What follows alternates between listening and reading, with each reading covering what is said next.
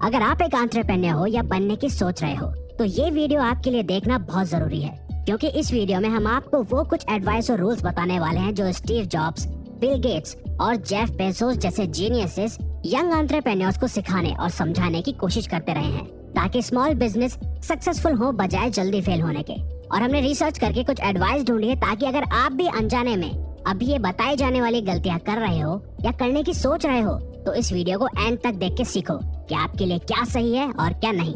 तो number 1, follow the 2 pizzas rule. ज्यादातर young and new entrepreneurs का एक विजन जरूर होता है कि जल्द से जल्द उनका स्मॉल बिजनेस कामयाब होके एक कंपनी में बदल जाए और फिर उनकी काफी बड़ी टीम हो, ज्यादा एम्प्लॉयज हो ऑफिस मीटिंग्स में।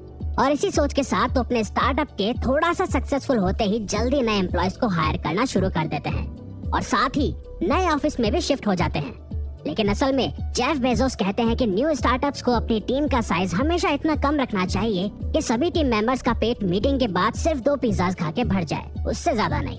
और खुद जेफ यही 2 पिज़्ज़ाज रूल को अपनी टीम मीटिंग्स में फॉलो करते हैं और उनका मानना है कि यही रूल यंग एंटरप्रेन्योर्स को भी फॉलो करना चाहिए, क्योंकि जब स्मॉल बिजनेसेस में जरूरत से ज्यादा बड़ी टीम बढ़ती जाती है तो साथ ही वर्क प्लेस में वर्क एफिशिएंसी और प्रोडक्टिविटी भी कम होती जाती है।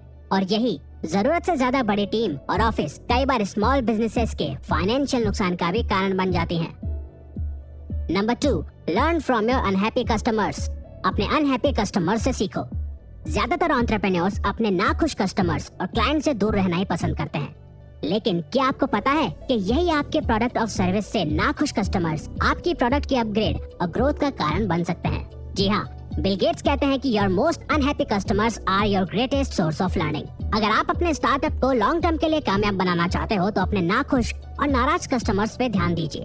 ध्यान दीजिए कि वो क्या कह रहे हैं। वो बेस्ट सोर्स है ये सीखने के लिए कि आपके आइडिया, प्रोडक्ट और सर्विस में क्या क्या कमियां हैं और कैसे आप उन कमियों को ठीक कर सकते हो। Number 3, prepare for financial challenges. Financial challenges के लिए तैयार रहो। 600 से ज्यादा स्मॉल बिजनेसेस से इंटरव्यू और सर्वे किया गया और उन इंटरव्यूज और सर्वेस में पता चला कि कैश फ्लो और फाइनेंसेस स्मॉल बिजनेस की ग्रोथ जर्नी में ज्यादातर सबसे बड़ा ऑब्स्टिकल होता है। स्मॉल स्टार्टअप और कंपनीज स्टार्टिंग में जैसे तैसे करके इन्वेस्टमेंट के साथ अपना सफर शुरू कर देते हैं। मिलने वाले रेवेन्यू से कुछ सेव, कुछ दोबारा बिजनेस में इन्वेस्ट और स्पेंड भी करते हैं। लेकिन प्रॉब्लम लॉन्ग टर्म में आती है जब आपकी कंपनी के पास सरवाइव करने के लिए भी कोई फाइनेंशियल बैकअप और प्लानिंग नहीं होती। तो यंग एंटरप्रेन्योर्स को इस बात का ध्यान रखना है कि जिस दिन से आप प्रॉफिट्स कमाना शुरू करें उसी के साथ मुश्किल वक्त के लिए भी अलग अलग इन्वेस्टमेंट्स और फाइनेंशियल प्लानिंग ऑलरेडी करके रखें, ताकि वो आपके स्मॉल बिजनेस को फाइनेंशियल बैकअप और सपोर्ट दे सकें। Number 4, quality is more important then quantity. Quantity से ज्यादा जरूरी क्वालिटी है।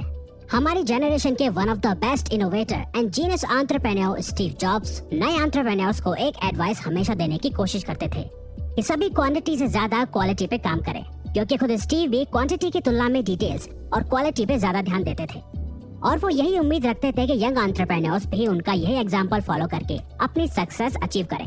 तो दोस्तों, हमें भीड़ से अलग चल के थोक के भाव में आइटम्स बनाने की जगह अपने प्रोडक्ट की क्वालिटी को बेहतर बनाने में ध्यान देना है। हमें अपने प्रोडक्ट और सर्विस को अपनी इंडस्ट्री का बेस्ट एंड वैल्यूएबल बनाने में अपनी क्रिएटिविटी डालनी है।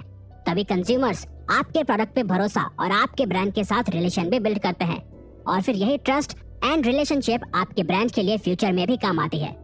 Number 5, pay attention to market and sales as well. एक स्मॉल बिजनेस चलाना टफ होता है, लेकिन अगर आप ये नहीं जानते उसे कैसे मार्केट करना है या अपने प्रोडक्ट को कैसे बेचना है तो आपके सक्सेस के चांसेस काफी कम हो जाते हैं। आप सिर्फ फेसबुक और ट्विटर में एड्स चला के ये एक्सपेक्ट नहीं कर सकते कि इतना काफी है और ये मेरे ब्रांड को लोगों के बीच पॉपुलर बना सकता है।